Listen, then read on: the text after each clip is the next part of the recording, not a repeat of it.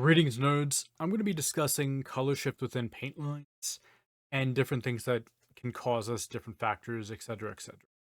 Now, right here, we are looking at lead belcher first and foremost because this is one of the more egregious ones that I have on hand. What you're seeing right here is yes, you're not hallucinating, but the new one is brighter than the old one. And if we look at the second slide here, we can see that they removed black pigment from the new one. So they probably, what they did was they took out black pigment and didn't change anything else, meaning that they lowered the pigmentation. This is one of those things when people talk about, oh, they're super loaded, high pigmentation. Actually know what that means? Well, if you want to know what it means, leave a comment down below. This video gets 1 like, I will make a video talking about pigmentation and how it is actually within, like, how it's actually defined. So, either way. But this is one of the things that companies will do all the time, is that they'll take out a pigment and won't change anything else, and that's the other thing. Now, we have a couple other variations of it where a pigment either stops being produced or becomes too expensive, and they'll change that pigment in there without them announcing it. There's another factor here. So when we look at this golden cobalt teal, now with this paint, if you could see this, not everyone can. The new one is more blue and the old one is more yellow. This can be because a company has two different variations of the pigment, where they'll have a blue tone or a yellow tone for, say, cobalt teal. Sometimes this can be caused by, say, a company putting in a little bit of orange pigment to tone it down because that batch was too bright, or they thought it was too bright, things like that. Now, when we look at other slides, we can see that there is definitely a more yellow tone in the left one, more blue in the right. Some will say darker, and some will say lighter, but more accurate would be more yellow, blue. Yes, technically speaking, the blue one, the more blue one on the right, is brighter, which that is the one I'm after, personally. I do like having both of these because it gives me more variance of the pigment. They mix about the same, but when you paint out of the bottle, they're different. That's really the only problem here. Now, when I submitted these photos to Golden, their response was basically, yeah, that's a drastic color change. We're going to be looking into this. And this is, to a professional paint company, is one of those things that are, this is unacceptable a lot of the time. Or it's because the supply they got that one time, that batch they got, was just the company sent them, say, the yellow tone, not the blue tone, and they didn't know because they don't always tell you. A lot of times they don't tell you, and when you try to get that information out of certain companies, they tend to obfuscate it a bit. uh, it's very confusing. Going into kind of a story here, I've been trying to get a pigment to be sourced. Uh, it's for an upcoming video. Now, this pigment, it has 3 tones. It has a blue, a yellow, and a brown. Brown and the yellow are effectively the same thing, but I'm trying to get all three. A, that's incredibly expensive to do. B, it's incredibly expensive to do. It's going to cost me about $1,000 just to get the stuff. Now, the whole thing is that trying to get what it was leaning towards from these companies was teeth pulling. One company admitted that they had both. One company said there's only one tone of it. A third one that I talked to, effectively what they said was, well, we'll see what we have. They sent me a sample, but, like, that was a sample. I Of which one? I don't know which one we sent you. That's basically how that was. I'm still trying to get more samples, but it's really, as I said, really expensive, and it's hard to do a video without showing these different undertones with a single pigment. Now, if we look at other slides here, this is the top is unthinned, the bottom is thinned. The color changes is definitely way more noticeable with the unthinned. Now, this is the other thing that can happen as well. This is the old formula. This is the new formula. The new formula actually has a higher grind size, but it's smoother and goes on better, while the old one has a lower grind size. So this isn't always a color thing based off of its grind size. Sometimes grind size can be much, much larger. Now, both of these are adequate enough for what this would be. So that's another really interesting thing. Grind size does, in fact, affect color as well. And there is some level of this might have been too low of a grind size. That's the reason why this had this color as well. When you get into grind size with this stuff, different things can alter. They can become more transparent, more opaque. More opaque generally means that the grind size is going to be higher. More transparent means it's lower. That's generally correct, but not always.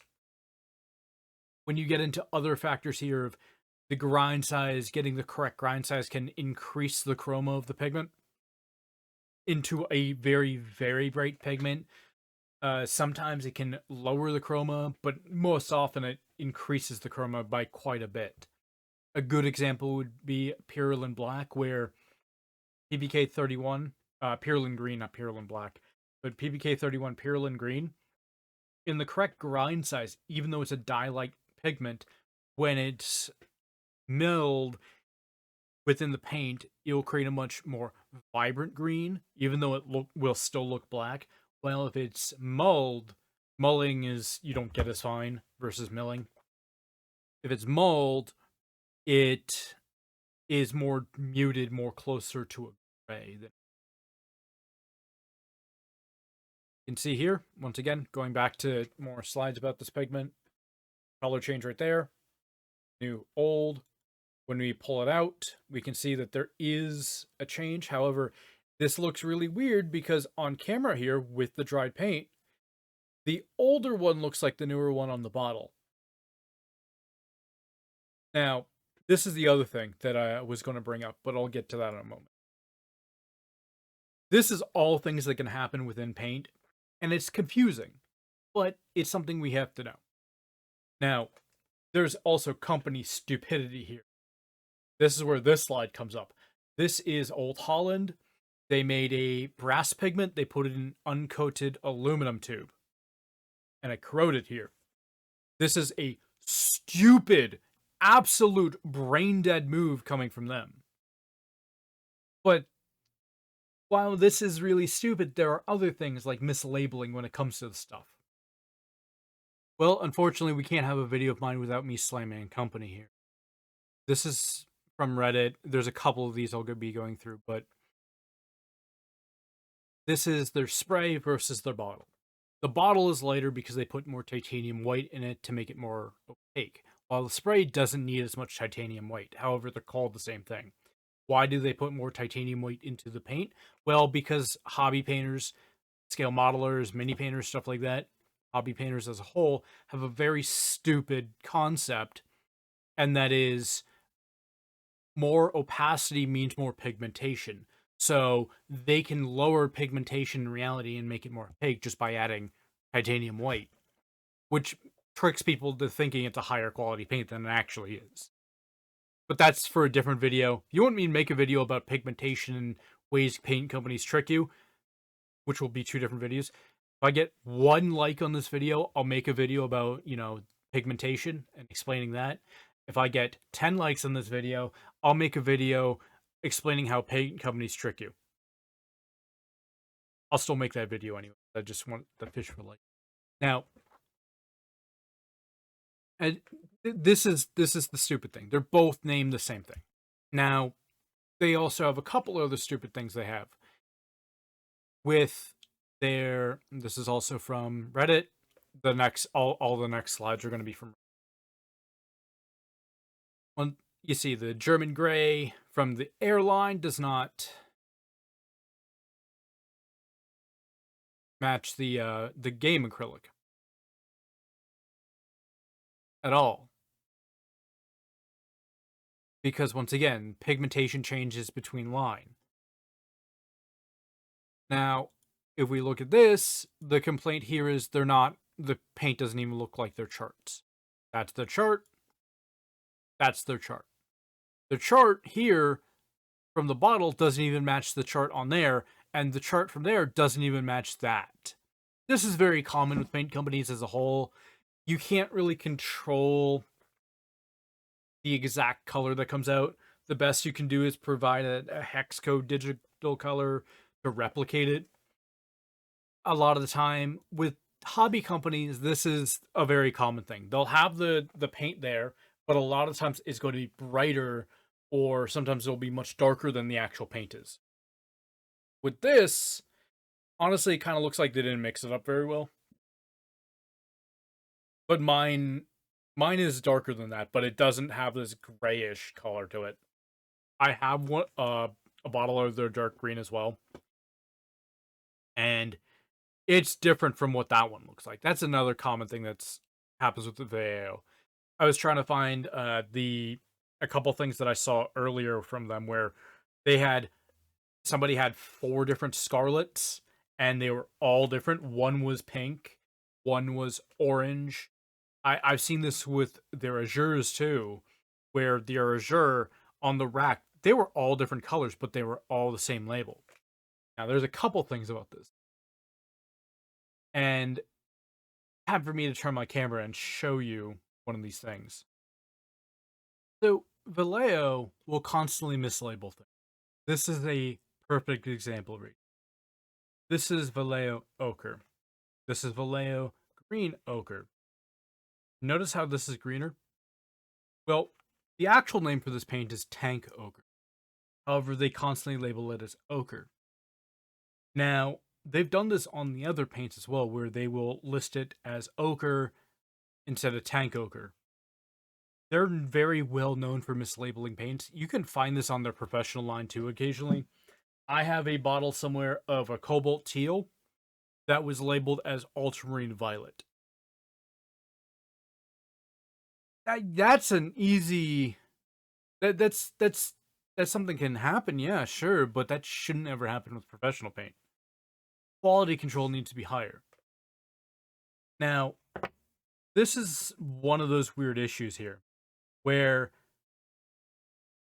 this type of thing, when you say the word ochre, you have a very, very specific idea of what that would be. With ochre, you would be thinking of something.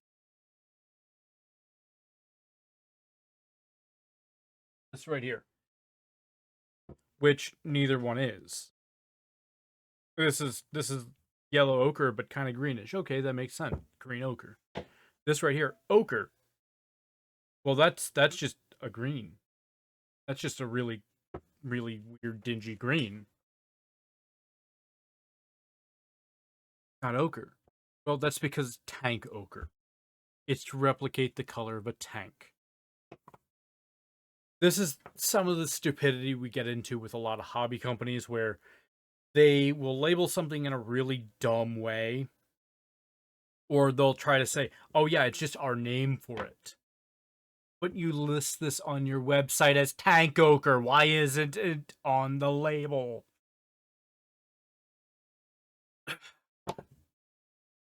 Vallejo is one of the most frustrating companies I've ever dealt with. That being said, they'll still give me an MSDS and like AK Interactive who says you have to buy all of our product range to get our MSDS. No, they send me their MSDS really quickly. They also have them publicly on a lot of websites too. In fact, they have a lot of different things up there that a lot of hobby companies don't have. Like, fact that they claim that they'll list if there's cadmium on here. I'll get into why that's not exactly true in a future video where I talk about another thing with Vallejo. Either way, these are some of the ways color shifts can happen. This one is due to labeling. Entirely because of labeling. I really don't like Vallejo. This is a decades old grudge again. not a hobby thing either. The company frustrates me, right? Either way, that's all. I'll hopefully this was enjoyable and you learned something here. I know more incoherent rant videos, but hey, I'm trying to provide industry information, things you might not know. So let me know if it was helpful or not in the comments. Bye.